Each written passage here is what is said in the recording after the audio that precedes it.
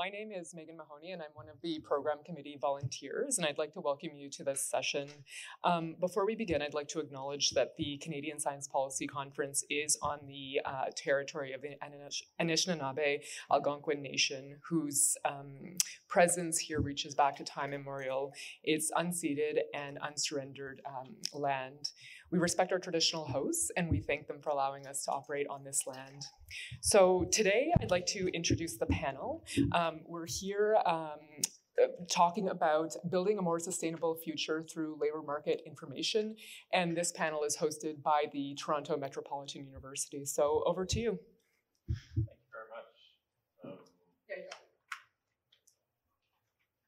Hello, everybody. It's great to see all of you that came. I know I'm always worried about the first session after lunch.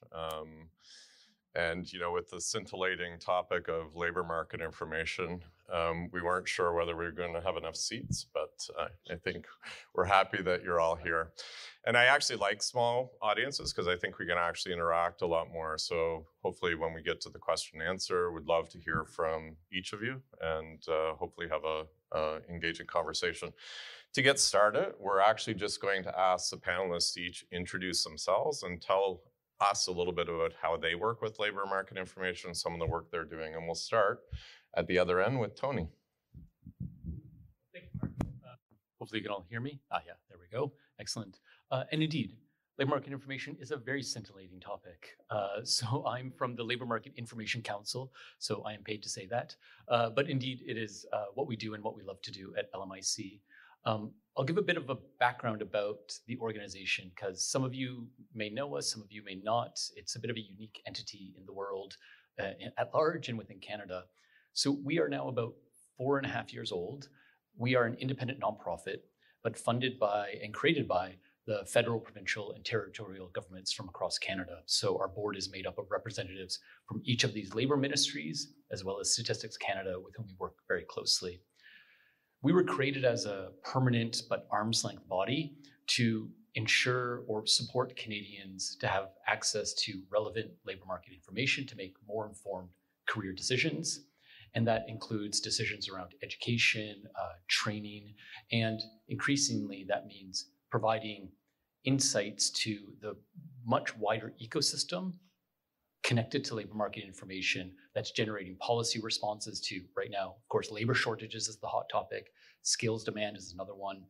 And another big area we focus on in this ecosystem would be sort of career development practitioners. So those at the front lines providing advice and guidance to individuals. It might be at a school, it might be through a social service counselor or something like this. Wide variety of ways that labor market information is touching Canadians day to day. And we are here to serve as that support mechanism on the back end sort of data side of things and ensure the labor market information can be integrated into a variety of services and indeed policy decisions ultimately as well. So we have spent a lot of time sort of finding our place in the world as this kind of funny entity, not really government, not fully independent. And what that has meant, especially through the pandemic, is really tracking emerging labor market trends and just trying to understand what was going on as job losses were mounting in March, April, May of 2020, and who was being impacted and where did efforts need to be focused to support people losing jobs.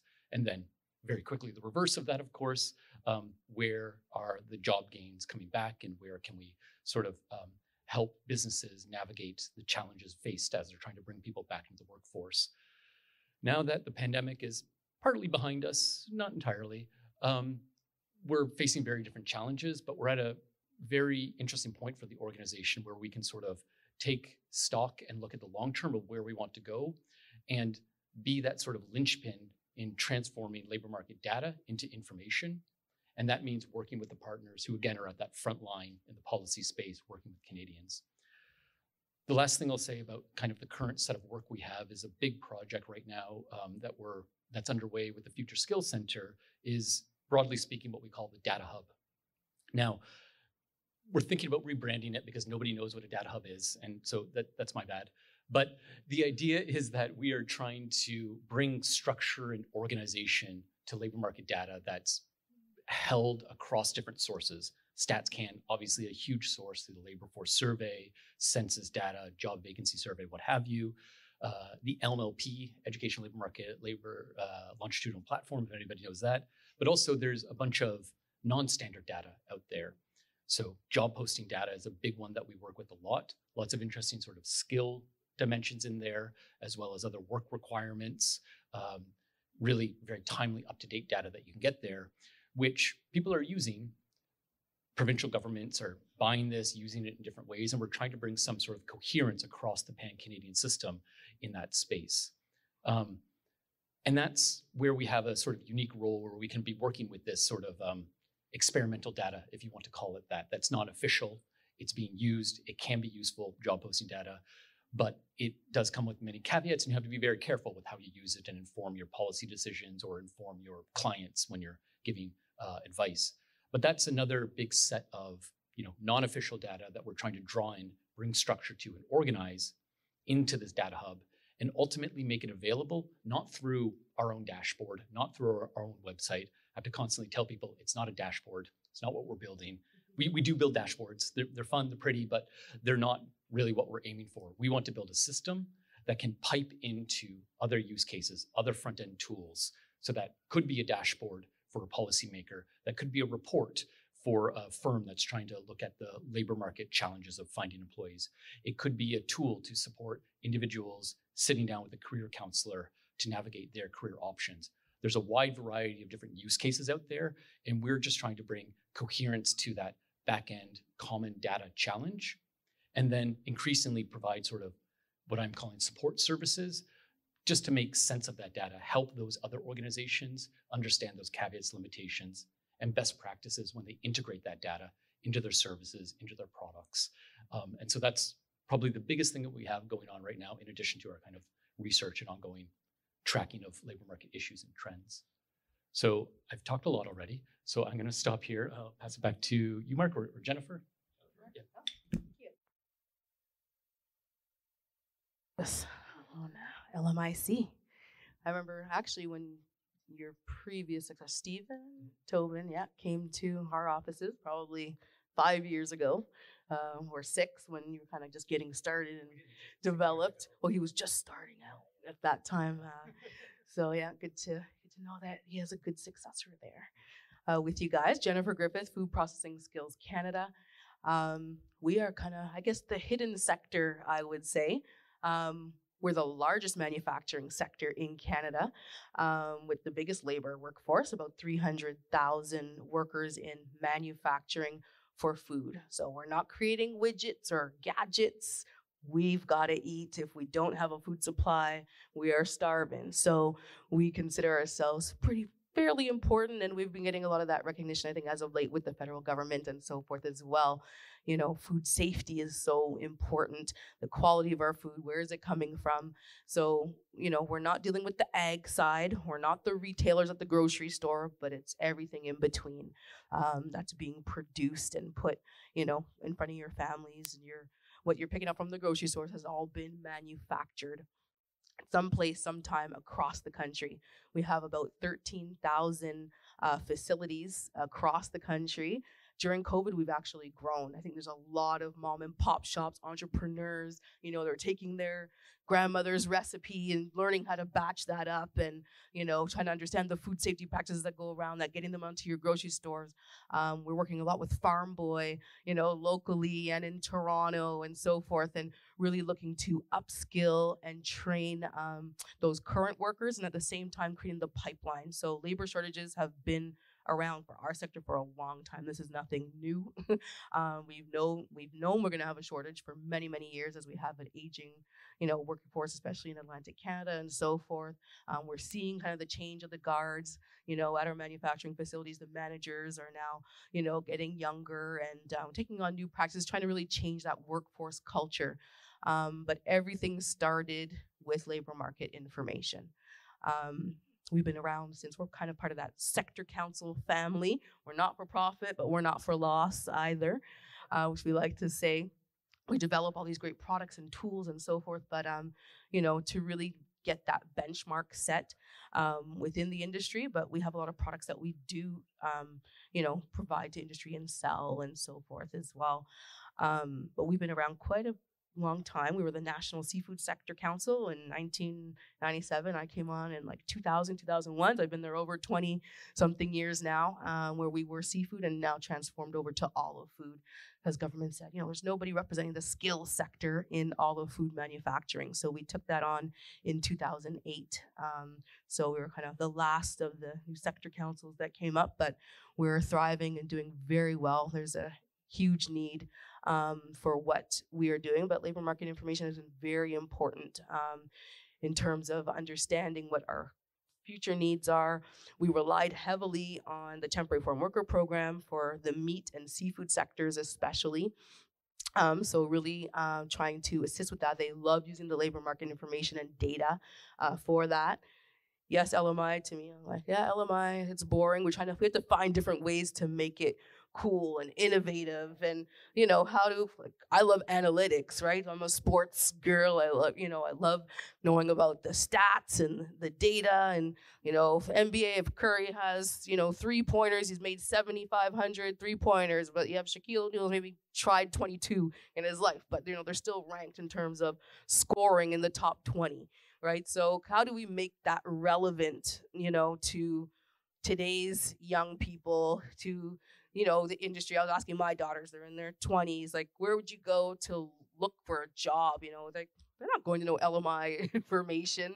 They don't want to, do they care about what sector is emerging? No, they care about what I want to do, how much money you're going to make. So compensation data is probably the main information that they love to know about, right? So what's the top YouTuber making, I don't know, was it $800,000 a year? What? Okay, so how do we really make this data relevant, I think is important. Employers are catching on to it more.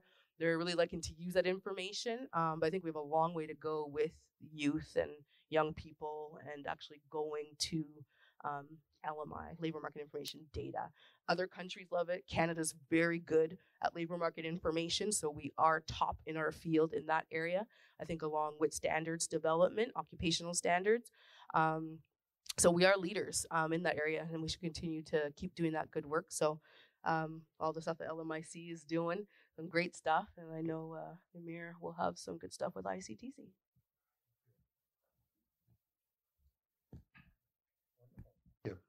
So good afternoon, everyone. I'm Namir Anani. I hope you can hear me well. Yeah. So I'm Namir Anani, President and CEO of the Information and Communications Technology Council. We're a national center of expertise for the digital economy with big goals of advancing Canada's digital advantage in a global context, meaning make Canada the best it can be in the digital space and a competitive environment. We do that through much of the research and policy advice, but we have, and research and policy can cover anything from labor markets to market size to foreign direct investment to intellectual property, and the list goes on. And we tackle technology from autonomous vehicles to smart cities to blockchain, artificial intelligence, and many others in that space. The second part of our organization and the main pillar is capacity building. So we provide capacity building to help Canadians acquire the skills to compete not only for today's economy, but tomorrow, but also to help companies acquire the skills to digitally transform as well. To set the context on the labor market and the importance of that, I think it's best to talk about what's happening in the digital economy. I think it's fair to say that we live in an era of rapid disruption where many global forces are demanding our full attention, from climate change, supply chain logistics, food security, energy security, cyber threats, you name it's happening. All of them are coming against the backdrop of digital technologies that are disrupting industries, frankly, faster than economies can adjust in this world. And changing the world that we're in the way that we interact with businesses, consume services, and interact with each other as well in that space. So when people ask me what's a digital economy, I'd say maybe 5 years ago, it was a very focused, specific areas. Now, I would say digital is the economy and economy is digital. And we've seen that acceleration in the digital economy in the last 3 years, faster than any other time in history. as a result of the pandemic, where many companies saw digital innovations in that space is a staple of success of their environment, but also it's a combination of helping them not only survive, but thrive in that space. So we can see the manufacturing industry started to adopt robotics and artificial intelligence to do lights out manufacturing, meaning they can operate any time of the day. The health sector started to adopt diagnostic remote monitoring in terms of doing pre-hospitalization, post-hospitalization. The retail industry started to adopt more of the e-commerce, and the list goes on. But what's interesting, obviously all of this is echoed by the labor market data that we have, is that growth in the digital space far exceeded the growth in the rest of the economy. In fact, by 2 to 1 in this environment from March of 2020 to June of 2022, the growth has been quite dramatic in this space. And interestingly, an arena that there's been a lot of growth through the labor market that we're seeing is in the clean tech, clean resources, and much of the climate solutions. Partly, I think, because of the government investment into that, but partly also, let's be quite frank, is a lot of the companies are adopting ESGs, which is the environmental social governance, because a lot of the investors are investing with their pockets, and companies are realizing they have to be sustainable in that. So where does that take us in the labor market? And I'll close on that, is that we're seeing a dramatic shift in this environment in terms of, first of all, that the skills are changing almost every 3 or 4 years, that we have to keep up to speed with it.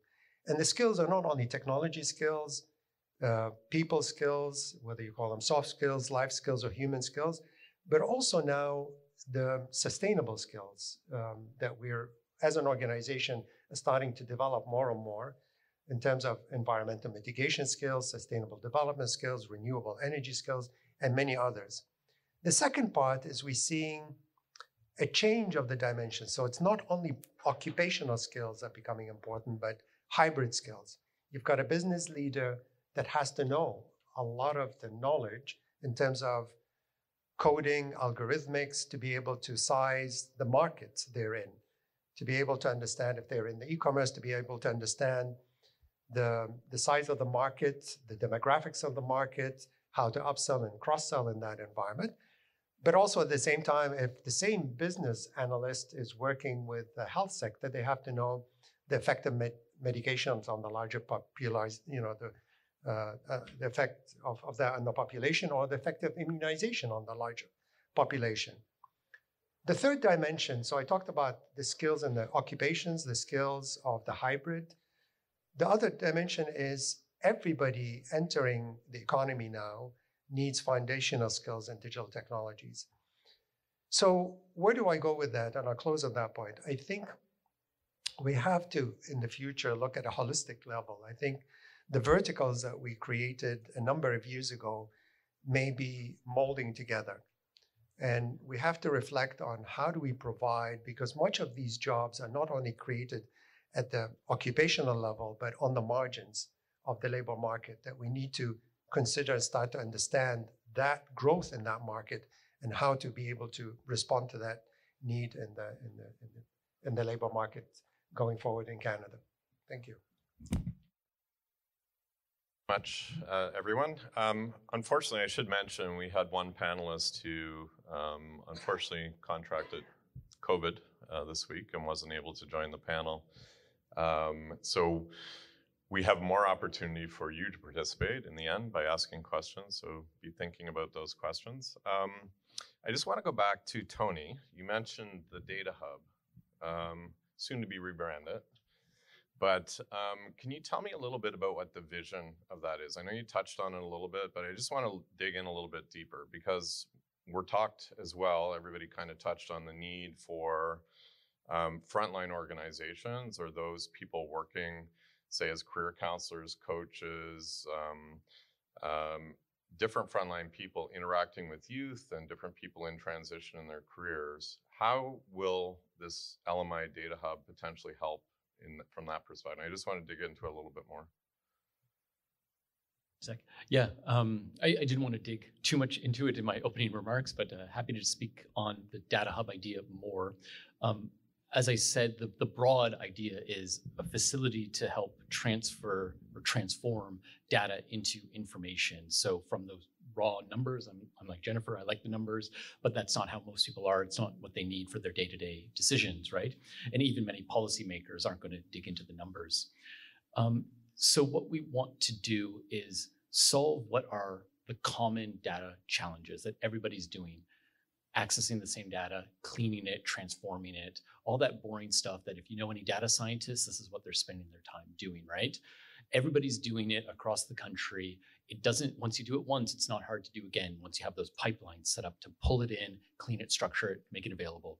That's the IT side of this thing, and that's the data challenge. The information challenge side of it is understanding the details of the information that's there, or the data that's there, I should say. The data scientists or data engineers will be, pulling in, piping that through the system, making it automated and fast, but they don't understand necessarily, or most cases, what the sources are. Is it survey-based? Is it coming from web scraping? Is it an administrative data source?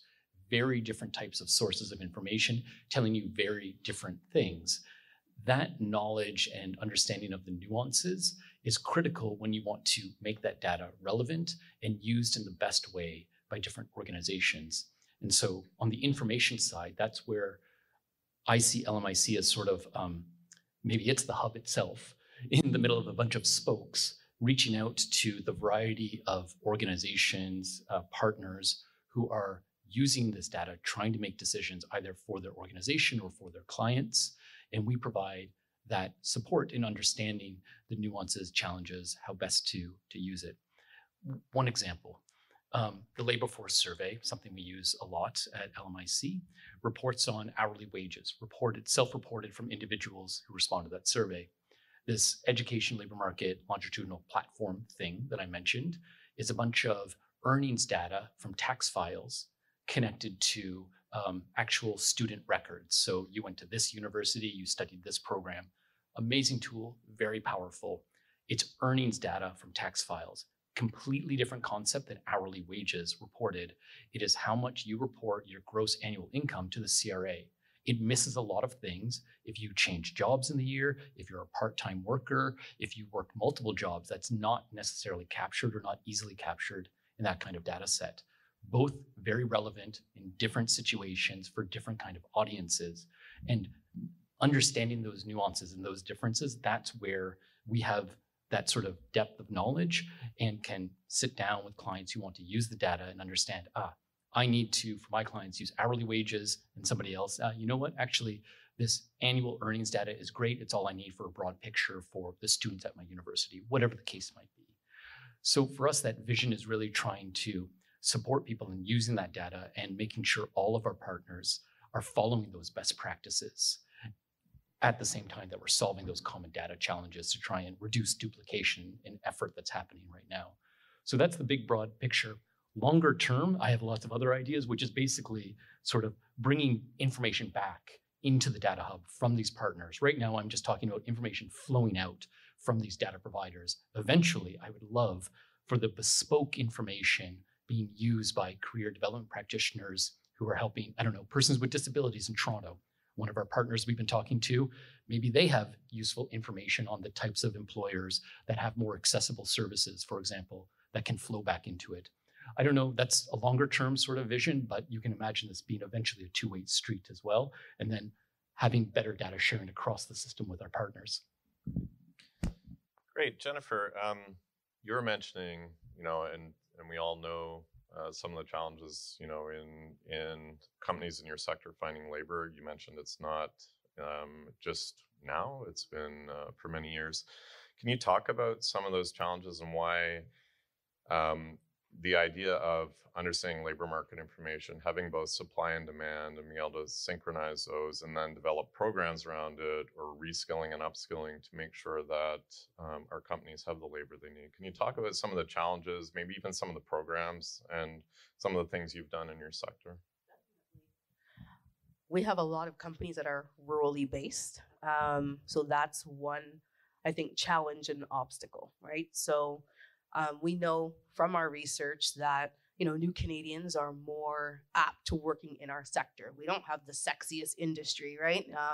It can be hot, cold, different environments, and so forth. So it's not like we're the most attractive, like IT or whatever, come work in our sector. You'll get everybody first, right? So those who are all available and there, even just to think to come to manufacturing, it's like, oh, what kind of jobs am I, going to do in there? But knowing that maybe if you do go to a rural location, cost of living is much better. I can, career advancement is much faster, I think, in our industry as well. Opportunities are there, but getting those individuals to these rural locations is a big challenge. So, hoping to impact some of the IRCC policies where those individuals are coming through, just not coming to Toronto, Montreal, the metropolitan areas, allow them to go to those other rural locations where we need them. So that's been a barrier for a long time, and trying to help impact that change. Right now, we have probably close to 50,000 vacancies, just based on knowing we have 6 vacancies per facility, and that's being very modest. We have reports of 20%, 30% vacancies, so that measures out to $190 per person. So if we add that up per year, that's $3.2 billion in lost revenue wages just by missing those people right now. Where are they? Are they here? No, we have all these other sectors fighting for them. So we've done a lot of different programs where we're upskilling and training those job seekers, working with a lot of community organizations, immigrant serving agencies, and so forth, and providing them with the training. So the food safety training, technology, and the soft skills training to get them prepared and build up that pipeline. That's been the toughest challenge. So they're looking everywhere. They're hiring, ex-cons, they have new immigrants, they've got those who haven't worked for a long time, who don't work. So they're tapping in, I think, to every resource available that we have here in Canada. So then there was a bit of a dichotomy as well. So we trained up individuals, and then employers wouldn't hire them because they felt that they had more training than the people who were already working with them. So it's like, they say they want, to hire these people or hire these individuals, but then if they have too many consonants in their first name, they're automatically, throwing out that resume. So there are barriers, there's cultural barriers we're still facing, diversity in the workplace, even though we do have quite a bit of immigrant workers, probably about 30%, which is pretty good for the entire economy, that work in our industry. But the barriers are real, and we have to hit them face on. So we're really planning to tackle these issues, which we call elephant in the room or whatever we want to call it. But there are racial issues, there's systemic issues, there's tons of issues, in our industry, which I'm sure there are many in yours as well. But those are some of the barriers that we face currently, and really trying to address the soft skills. Like Namir said, we're doing a whole emotional intelligence series program that we have that's been super successful in Atlantic Canada with funding from Future Skills Center as well. We're training up 400 supervisors in the emotional intelligence skills, along with the technical skills, and we're seeing the change on the production floor, increased productivity, better collaboration, teamwork. They're saying, why do I want to care about empathy?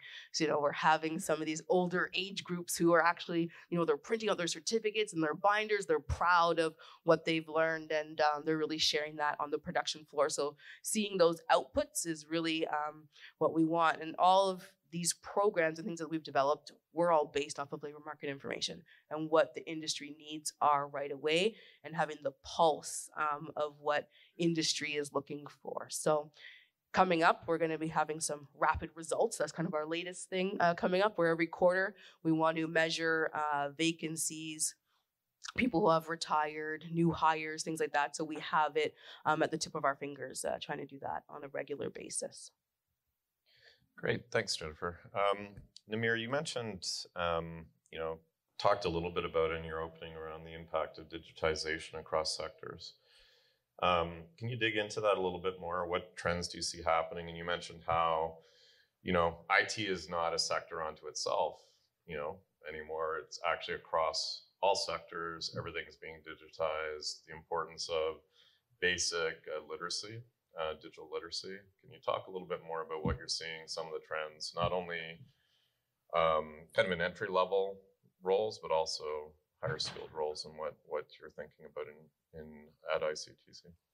Yeah, I mean, we're seeing, maybe if I can just respond to something that Tony mentioned in terms of the hub. I think what we're seeing from the labor market, and something that we have to collectively work on, is how do we engage beyond just the immediate labor market and the labor force in the LMI studies. How can we engage much of the youth, starting from early in schooling in that, so make it more digestible information for them to be able to do that. And we're in approximately 200 schools across Canada as well, part of a program that we do. And I think it's going to be important specifically for the digital space, because getting them early and specifically to attract also more young women into the space is going to be important. But to answer your question, we're seeing a rapid evolution of technological adoption in every sector of the Canadian economy. Look at the farming industry. Is using a lot of artificial intelligence, high-performance liquid analyzers, pH, carbon monitors, CO2s, drones to be able to do fertilization of things, and pest controls as well on that, right to even the hotel and retail industry. You must have gone into a hotel recently that you can, whether you have a pre-visit or post-visit, and you actually can download your key on your app, on your device to open the door, ultimately. There's a lot of innovation that's happening in this space.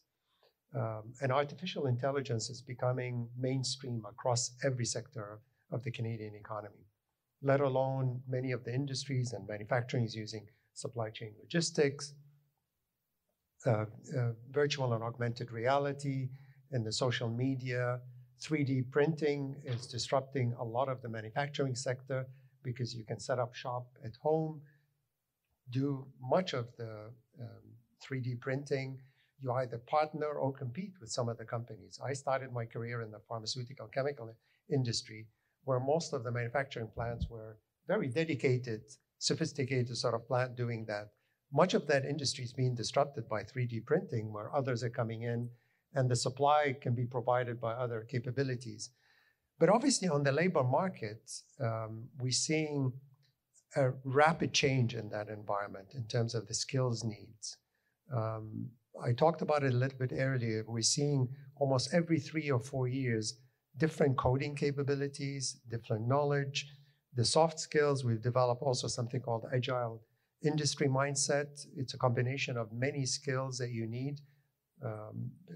Emotional intelligence is one of them, to help you in life skills and applying for those. And as I mentioned, also green skills, sustainability skills, environmental mitigation skills, those that can reverse or stop climate change, whether it talks about carbon capture and others.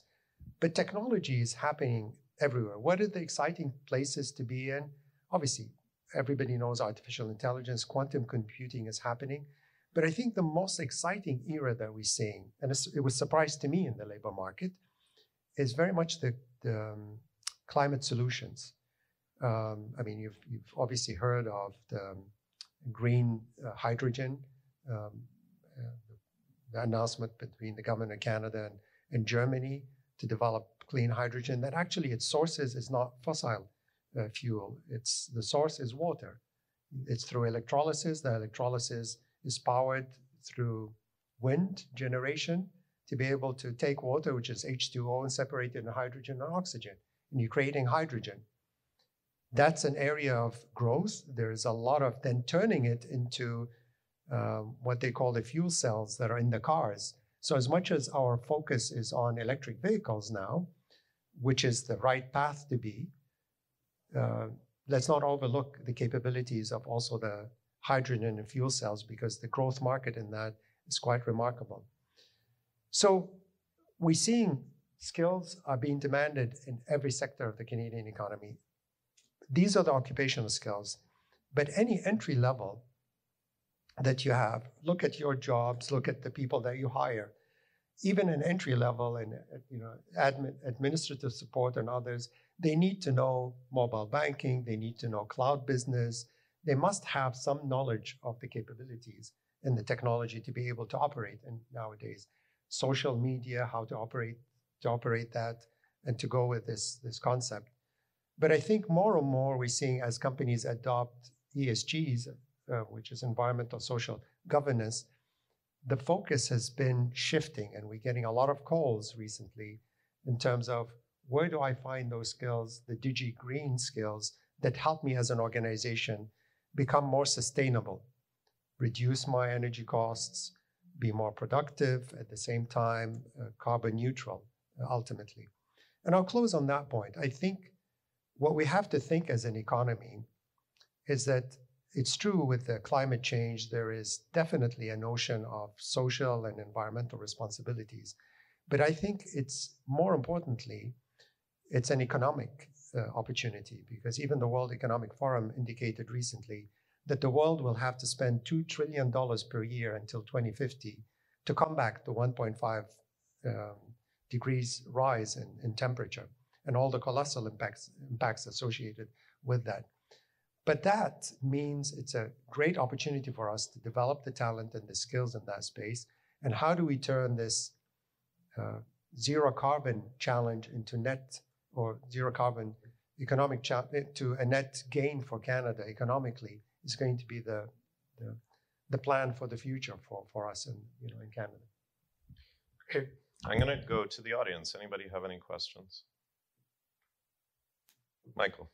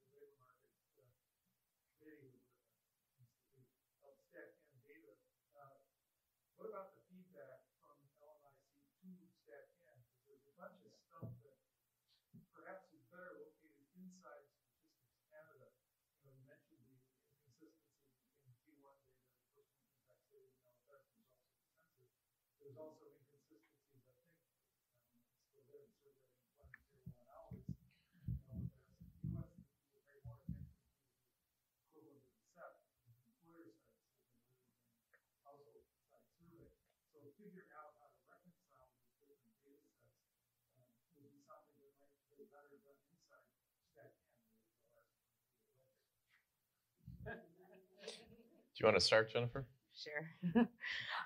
Yes, you're very correct about ESDC and a number of training programs and, how they're evaluated. But our training programs are heavily evaluated, and we want that because we want to see what the results are of our training and the impacts. And it's definitely tied into our agreements now in terms of the outcomes, but we're actually seeing productivity gains and able to measure that. We're seeing that 96% of the individuals who have taken the training are using those competencies on the job and so forth. So we're measuring that like no tomorrow. We have interviews, we have initial surveys, we have the follow-up surveys once they're done and so forth. So that's on the participant side and the employer side. So right now with our 400 supervisors that we've trained, we're going to have very intricate data on that. Same thing with the job seeker program that we have in the training, and it's actually built on a learning and recognition framework. So it's not just some course topics that we pulled out of thin air. We actually have the occupational standards that set the base, and we've developed learning objectives for each of these at different levels. So we have a foundational level 1, we got a supervisory level and a management level, and we got all the LOs that are tied to that learning. And it's a whole pathway and a map. So we think it's pretty robust, and we've covered all our bases in that way. Just before you start, Tony, I think, Namir, you had a... Yeah, just maybe if I can add into how do you measure the effectiveness of labor market as well. I mean, we've, as an organization, taken it to a different level in terms of, obviously, we provide a lot of that information in publications, but also in eTalent Canada. It's a portal to provide that information, and working also with LMIC on this. But we, labor market's not only compensation and where the jobs are and who's hiring. It's also about the skills and capabilities. So I give you a real example and a granular one, is that we're working at the moment with Calgary Economic Development. It's a program that we established about 3 years ago to transition some of the displaced workers in oil and gas into high growth sectors of the economy in Alberta, especially in the digital space. And there are 3,000 companies in the digital space in Alberta. To determine the skills of how can we do that, and also to map how do we take a geoscientist and make them into a data scientist or a computer system engineers, we needed the labor market. The proof, ultimately, as we've gone through, and we developed skills mapping for people to come up and say, I'm a geoscientist. By the way, here's the gap, 40% in these skills, Python, R, others. We developed programs with academic institutions from Calgary to Bow Valley College, taken them into employment support, provided them training, on-the-job training. The employability was a good KPI. Even at the hardest time, when Alberta was going through the toughest moment, 70% of them got employed. Now, the rate is about 90% employability capability. So it's a real example where labor market has a critical impact on employability and landing the jobs in the market. Tony. Yeah. Great. Well, thanks, Mike, for the question. It's a very good one. My colleagues at Statistics Canada often refer to us as the eyes and the ears for them, that we're out connecting with many different partners, identifying challenges, LMI needs specifically that we see, that we hear of, and we regularly meet with them, give that feedback to them, and so on. When it comes to the specific example of like income versus hourly wages or something like that, I mean, StatsCan has that information. The reason I know that is because it's in very clear reports on StatsCan's website, but you have to know where to look or navigate through their website, which is its own bespoke skill for anybody who's familiar with StatsCan's website, right?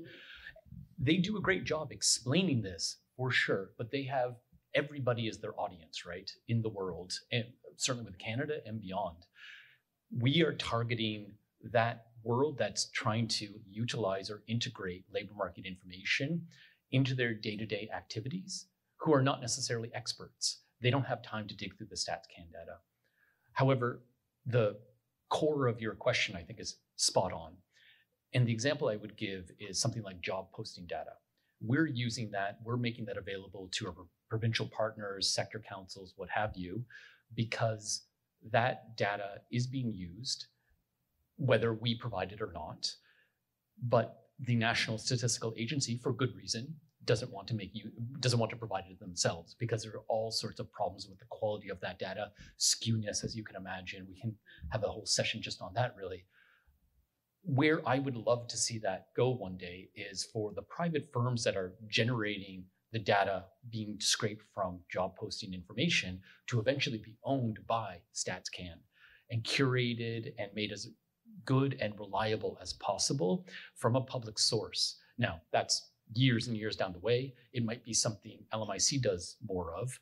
We're working with our partner Vicinity Jobs, which is a private firm, very small, very publicly interested organization. But ultimately, they believe too, this needs to be in the public good. And that's something that I think we can help push into StatsCan's wheelhouse. And if they need a bigger budget for that, absolutely, by all means. The last thing I'll say about that in terms of being the eyes and ears of StatsCan is everything that I was talking about in the Data Hub and what we have focused on in the 4.5 or so years, or maybe it's 5, I don't know, that we have existed, has been that low-hanging fruit from labor force survey, even job posting data, fairly structured and organized that we can make sense of. Lots of things we've had to dig in. We generate more localized data using custom crosstabs. We were talking about the VDL, RTRA systems. If you don't know these acronyms, don't worry, you don't want to. But that is all still standard economist, statistician type data. Where there is the biggest gap, and what LMIC is really about is filling those data gaps, are how the missing labor market information as it connects to training and education programs. The most obvious example of this is nursing. Huge problem, lack of nurses across the country. In Ontario, there's, I think, 4, maybe 5 professional designations of nurses with different certification programs. They all fall under the same occupational code. So if you're using standard StatsCan data, it tells you nothing about how to solve the nursing shortage problem, because you can't get at the training pipelines that actually will help solve that over the long term. And that's the type of thing we're trying to bring back and feed back to StatsCan. And it's the precise challenges our provincial partners are facing as well. Like, how do you make sense of that? And right now, with the current status of that standard data, you can't. And that's a big challenge right now. Anybody else? Tricia.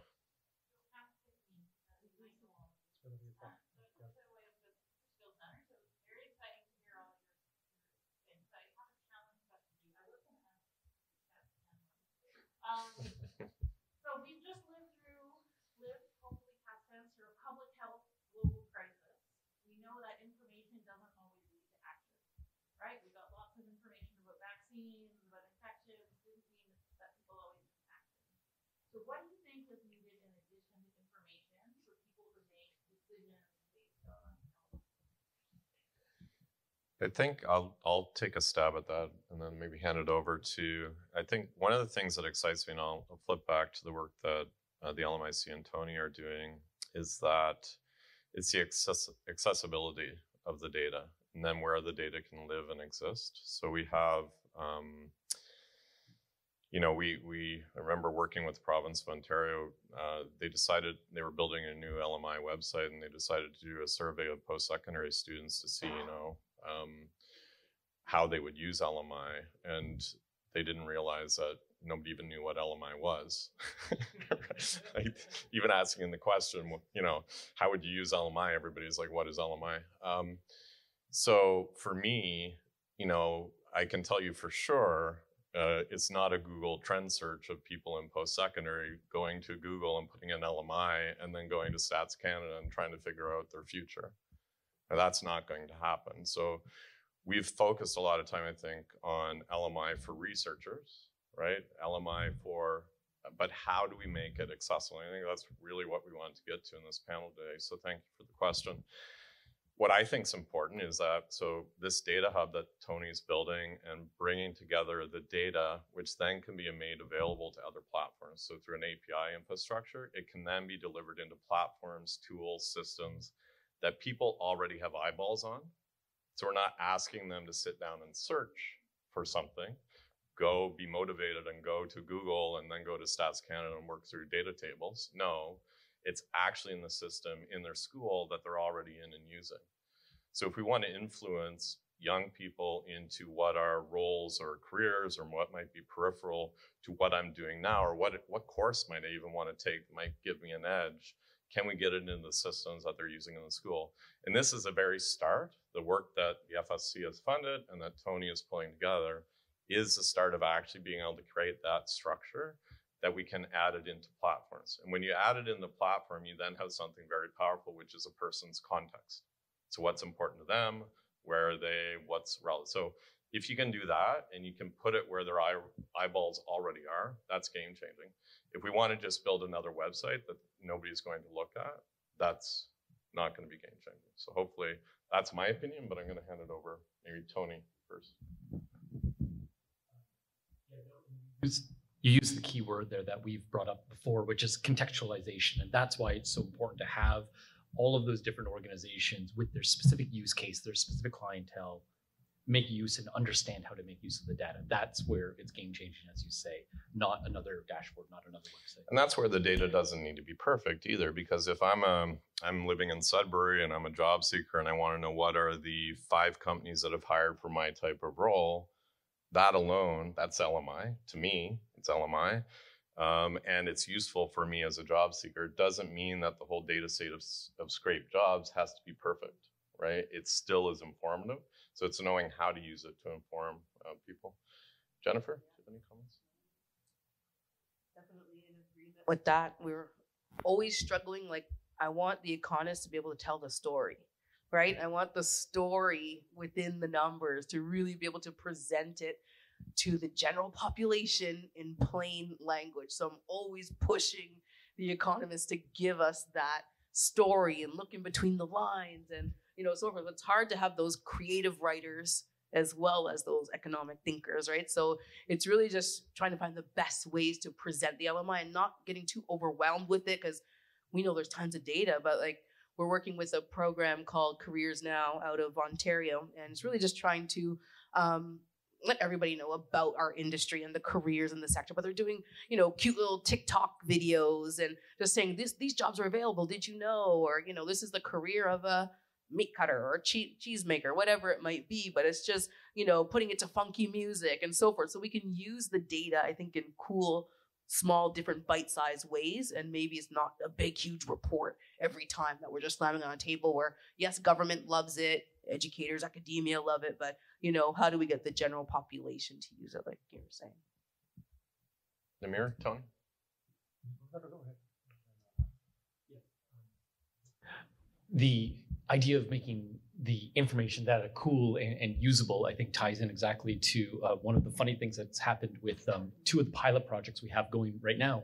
That one's with Université Laval and others My Blueprint, which has a lot of the sort of tools targeting K-12 students. So to Namir's point earlier, the importance of having that kind of information, career discussions with young people, tons of studies show just how impactful that can be.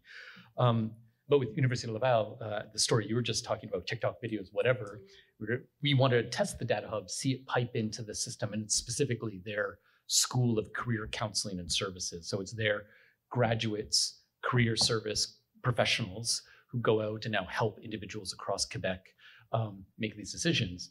And early on, they were a little scared. They were like, the dashboards you have on your website have all this information. I don't know if we want to build that. That's like a lot. And we're like, no, you don't have to build some fancy, high numeric, whatever kind of dashboard. 1 or 2 data points relevant for your audience. That's all you need. All we want to do is make sure you're using the high quality data, the latest data that's relevant to you. It doesn't need to be all the information in the world. And in fact, that can be counterproductive to your point. If it's a TikTok video with 1 data point that makes the case for the individual, fine, as long as that data point is accurate. Yeah, maybe I'll flip this a little bit on its head, because there's one part, definitely, what we're talking about is that Canadians looking for information to be able to upskill, reskill, and get the jobs of today and tomorrow. Interestingly, a lot of the requests that we get on the labor market are from different stakeholders. For instance, industry comes to us to try to know where's the supply. So if I'm going to set up shop in BC, what is the talent supply in there from the academic institutions, but also what is the supply in mid-careers and others, so they know where to poach ultimately to get that and how to reskill and get them. Policymakers, municipal, provincial, come to us to ask, well, what are the gaps if I'm going to build or support electric vehicle or battery development? What do I need to invest? And ultimately, labor market is the source of that information to be able to say, this is the type of investment you're going to need to get you to that space. So you've got the policymakers, you've got the industry. Third is academic institutions that reach out to try to understand, with this rapid change in technology and skills, how do I develop those? So I think LMI and LMIC, the role, should be looked at as an economic engine for us, because one part of it, it's helping Canadians get to jobs, whether you're unemployed, underemployed, or others, but ultimately we have to meet the needs of the other stakeholders. And frankly, in the last year, it's surprising, we're getting a lot of calls from foreign companies from Europe and others asking us those questions. If I want to set up shop and invest millions of dollars into Canada, where is the talent? So talent is the key, is the essence of any high-performing economy, and we should treat it that way. absolutely. Any other questions? I have a follow-up question. I'm coming from like the policy experimentation and innovation space, where a lot of the experiments that are being done are behavioral science, behavioral insights, nudging, and I'm curious if that's kind of a growing field since you guys have so much baseline data to work with to explore and then see, how can we deliver this information in the most accessible way or easy to understand way or whatever. So is there testing going on as well? No, but there probably should be. I know you are in the behavioral insights group we've spoken to. I mean, that's what we'd like to do. In terms of the pilot projects we're building right now, there's an evaluation framework for how it's being used, but not in like an RCT type style. But I think that would be, once this thing's fully developed and functioning, I think it's the way we want to go. Trisha, did you want to respond? We're doing some behavioral insights testing of LMI with provinces of Saskatchewan, Alberta, and British Columbia right now on how we're doing both with students and adults, how they use LMI to make.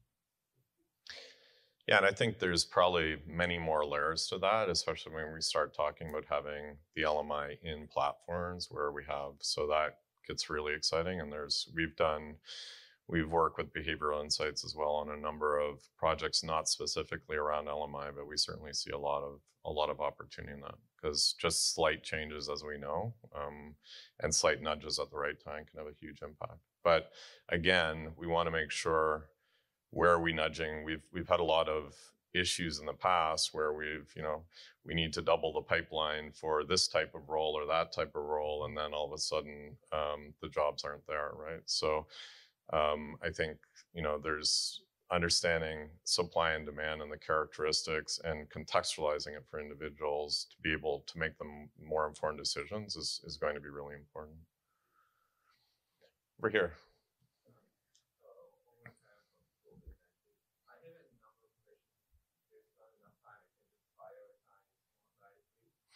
Okay, yeah, maybe start with one and then we'll come back to you. I see a few other hands, but yeah, I'm sure we'll have time. We have half an hour. So my question is around sort of planning sub-regional level sort of data. And I think about labor market ideas about both supply and demand side. So how to actually measure at more granular levels of labor market needs when we get industry hiring, government hiring, IHG, technology, pipeline. There's the supply side of things, and the demand side, how to actually get really good quality data from what's needed by industry sectors, and then try to and then sort of fill those gaps with the supply side. So how they really going through really granular level sub-regional data. I'll let you take that one first, Tony.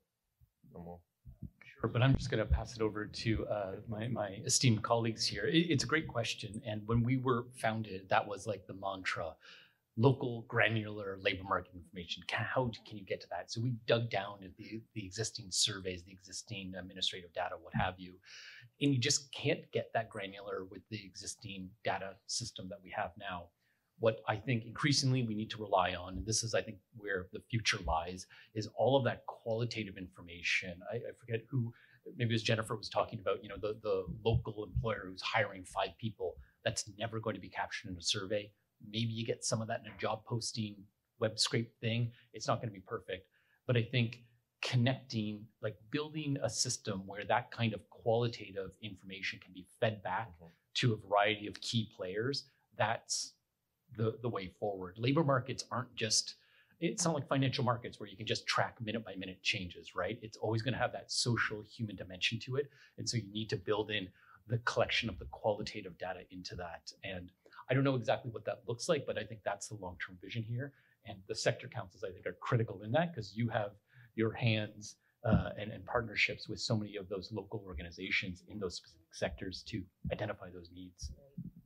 Yeah, we've definitely done the deep dive for the regional, provincial, local data in the various subsectors that we've really focused on. So we've done probably 6 of the subsectors out of the 11 that we have. So like for meat and seafood, we've gone down to the regional levels of 11 communities to determine what's the radius of where the companies are and how far will people travel. Will it be 50-kilometer radius to actually work at that location?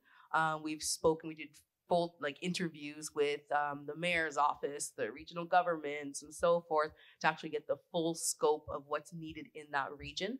So we definitely focus on the regional aspects of the different sectors and companies. Actually, Kevin Elder, my project manager for LMI, is here, and he knows all the whole methodology of what we did for that. But we definitely did a labor market tightness it's type of approach that our economists came up with to determine what is the labor market tightness in those different regions and areas. So regional scope is definitely very important. But if you want more details, I'm sure Kevin can give that to you. Okay. Yeah, I mean, it's very similar, but I mean, we've part of how do we access some of that data is we reach out to a lot of the industry leaders across Canada. If you look at any of our reports, you'll find a lot of CEOs, almost 200 in every report that we do. I'm surprised every time that we reach out to them to do focus groups, they actually come out to attend. Why? Because they have a vested interest. They need to know where the labor market. You can't be CEO in a company at the moment and not know where the talent exists. It's not, that's not business sense. Ultimately, talent creates innovation. So we do focus groups, surveys, we access data. We access data from Statistics Canada. We do our own forecasting for the next 5 years in discussion internationally with the International Labor Organization, ILO, statistical modeling, all to determine the demand.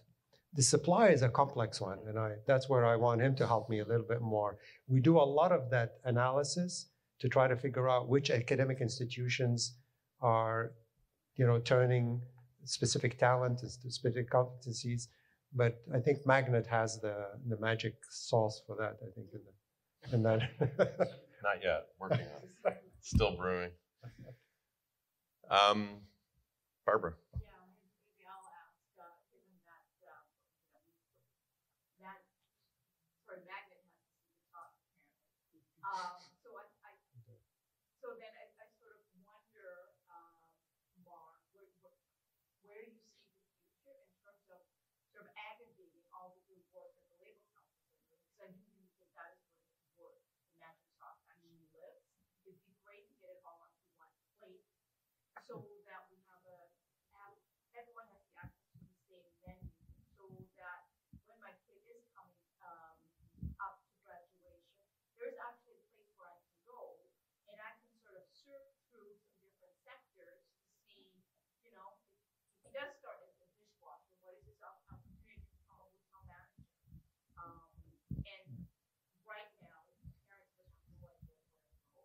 Nothing is aggregated in one place. So I'm wondering if you have a vision of how you can corral the good people at the HR council into sort of use that council. Yeah, and I think the data hub which the FSC has invested is the actual start of that, because first of all, you have to bring the data together in one place where you have eyes on it to make sure it's brought together. We have the right data. We validate the right use cases of that. But then I think the vision is, and we're excited about what we'll be doing with the data hub at Magnet, but it shouldn't be just one platform. There could be many platforms. And that's where I might differ a little bit, is that there are going to be many doors or many points of entry where people will come in. So this is where I was talking earlier. One of the things we'll be doing with some of the data out of the data hub is putting it in every job posting that is on any institutional job board. So if the institution wants to turn on LMI, every time an individual student looks at a job posting, they'll get LMI in the job posting, right? And it'll lead them to other jobs that may be similar, that they should be looking at, other types of roles. We can then talk about the skills needed in each of them. So there's a lot of really exciting things coming out of that. But I think Tony mentioned a project they're already working with, which is My Blueprint. My Blueprint is used in high schools and schools. So I think it's going to be in multiple platforms, but knowing that we have a trusted data source in one hub that is feeding that, I think it's really exciting. And then it could be in learning management systems. It could be in a lot of different places.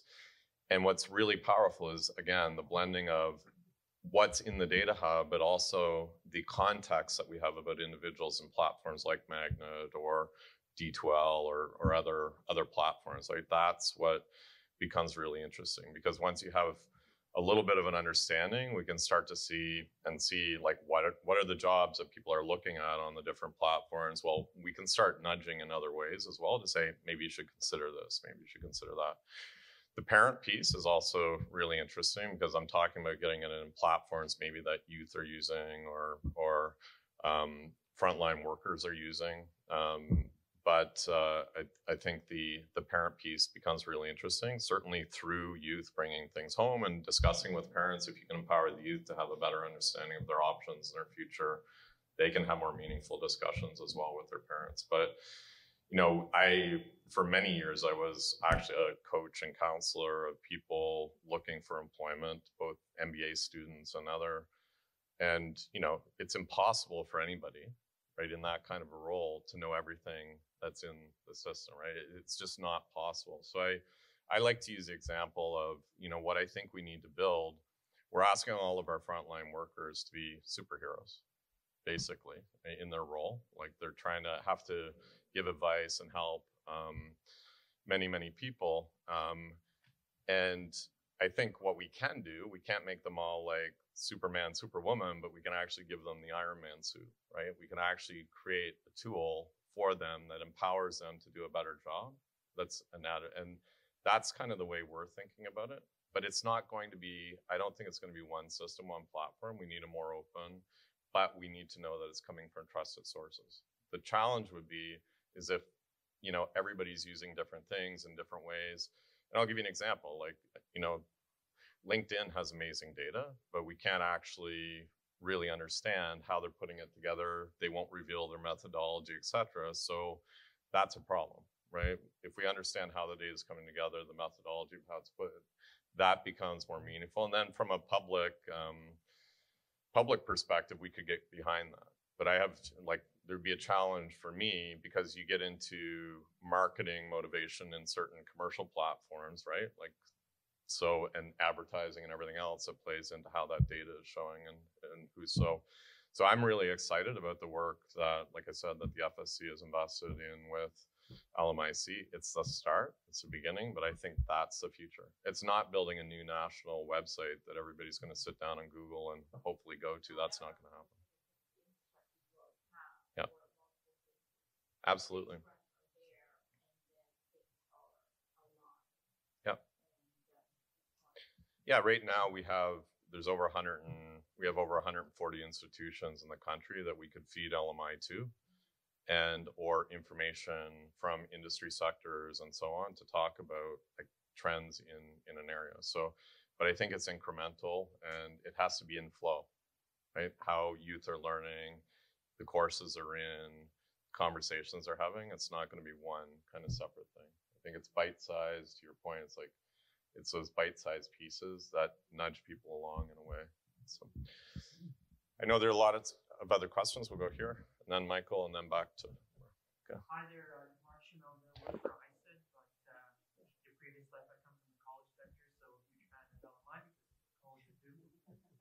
But anyway, now at ISID, I work on knowledge mobilization, commercialization, and one of the big projects we're working on is designing a new national lab to market program. Mm-hmm. So really looking at supporting students, graduate students, researchers from post-secondary institutions to commercialize entrepreneurs, start companies, startups, etc. So when you look at LMI, you might think that the two traditional consumers of labor market information would be established big companies and looking for labor, but then also of course workers looking to fill skills to get a job. But a third consumer, a third piece of this pie, I think, is this entrepreneurial space. Absolutely. So in our like wraparound services that we're looking to design or implement as part of the program, the obvious things are mentorship and investment and so on. That's what these students need, but there is a strong connection, I think, to the LMI. So I'm wondering, just to pick your brain, what your thoughts are, either from a sectoral perspective or from the LMIC kind of pure data machine learning background perspective. Like, what have you thought about in that kind of really small, early stage company development, entrepreneurial There's maybe just really quickly, there's some really interesting, we've worked on a number of projects at Toronto Metropolitan as well that's been doing a lot of thinking around lab to market. There's definitely an intersection between the type of platform, as I understand it, that you're talking about building and this connected kind of ecosystem, because it's the same data information sharing for sure. The eCampus Ontario has been doing some interesting things with a project called OSIP around helping connect kind of three pieces. So there's some emerging projects, and I was very excited to hear that ISED is doing this, because I think it's a really important piece. So we'd love to chat more, but I'm gonna hand it over to the panelists to maybe start with Jennifer. I think you got a comment. Yeah, just a quick. So I know one issue with our sector with ISED and technology and funding was that it was only accessible to the big guys. And the matching dollars were like, only if you could put in 5 million, then, ISED would match that. But it's always the small startup entrepreneur businesses that weren't able to access those grants to, innovate, get new technologies and programming. So anything around that entrepreneurial space where you can help, for the smaller guys and the startups would be very, very useful. So there's a lot of things that they do want to do and, to start up and be innovative and be on top of the market, but they need access to those funding and programs as well as a small business.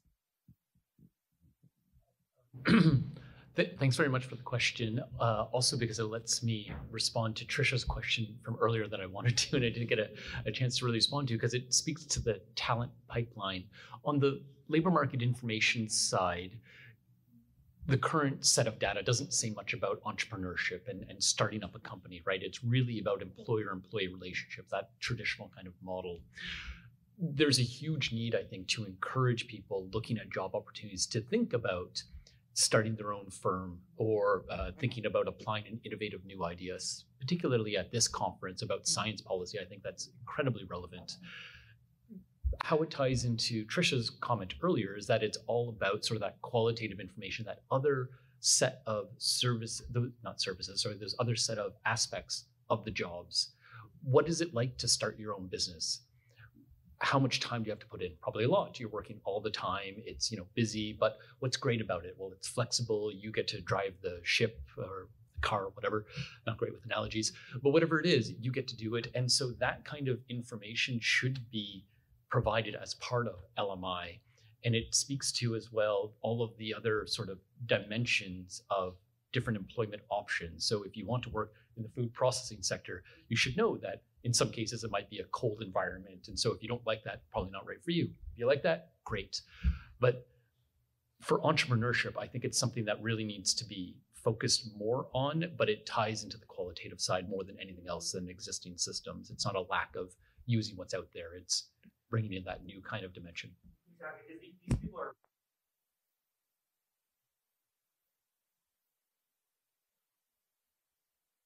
but yeah, they might not know what the exact book of business is.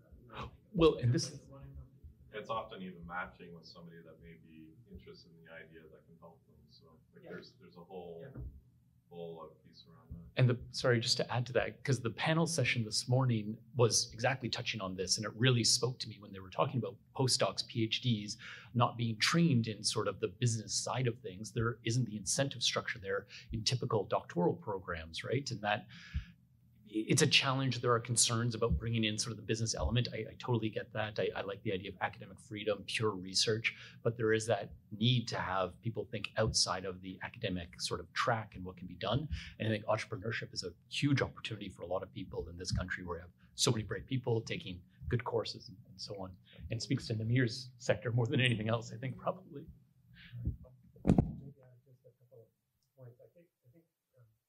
Clearly, the labor market that so far we've been doing, it's meeting four stakeholders: the policymakers, the academic institutions, Canadians at large, and the businesses, the industry. But we're seeing a trickle effect, effectively as a result of the entrepreneurs coming to us asking, well, if I need to start a business in that field, what are the skills that I need to operate? It could be from fintech skills, right to cloud skills to others, at least speaks to the digital space on that. But an interesting dimension, because a lot of our labor market, in determining the growth of the economy, we have to look at the size of the markets and where the market's going. That's gold information for them, because they come up and say, okay, where is the market for battery manufacturing? Is it in Ontario? Is it in Quebec? Is it something? What is the size of that market so that they can position?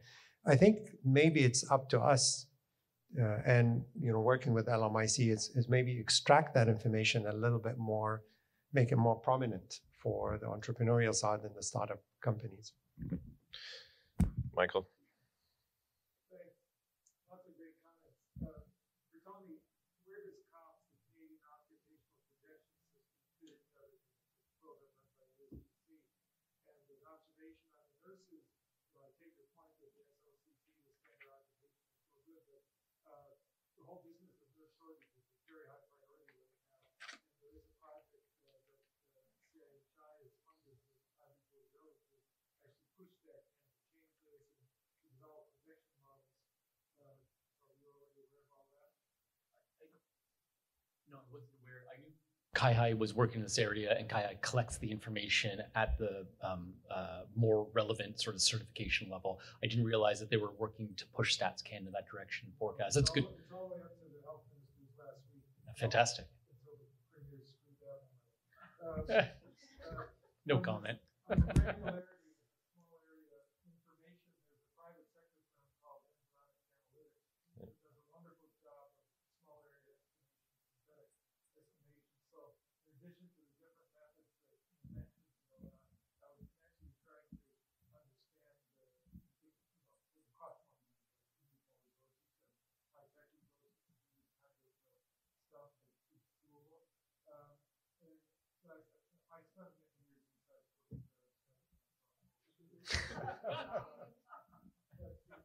Another to pick up on the earlier question, comment, it seems to me that the education pipeline is something that the education division does. They do these surveys of students and things like that.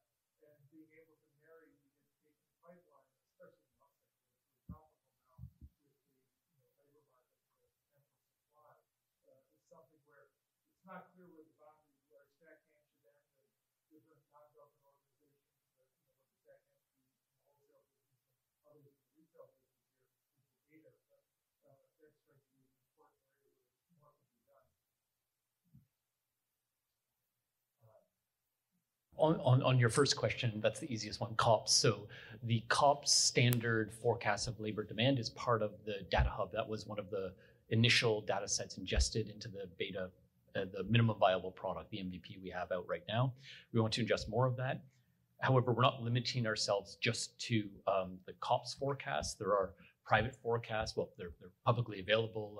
Conference Board has some new ones that's part of the Future Skills Center work that we want to ingest as well. So it'll be kind of a mix, but yeah, COPS is a gold standard that's out there, so we want that to be available.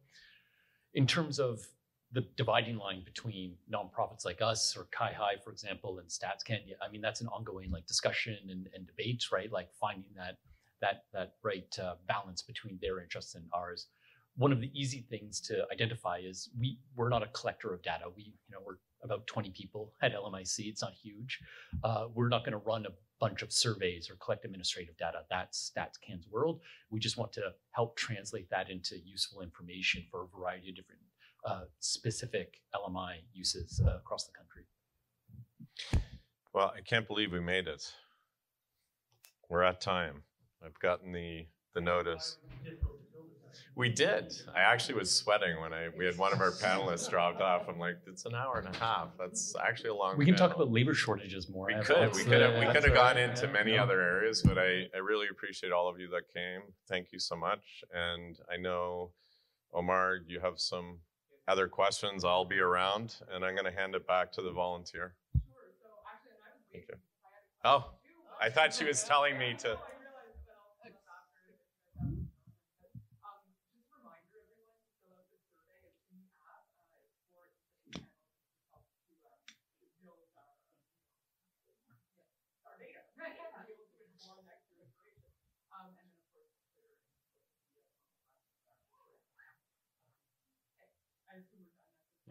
That's great.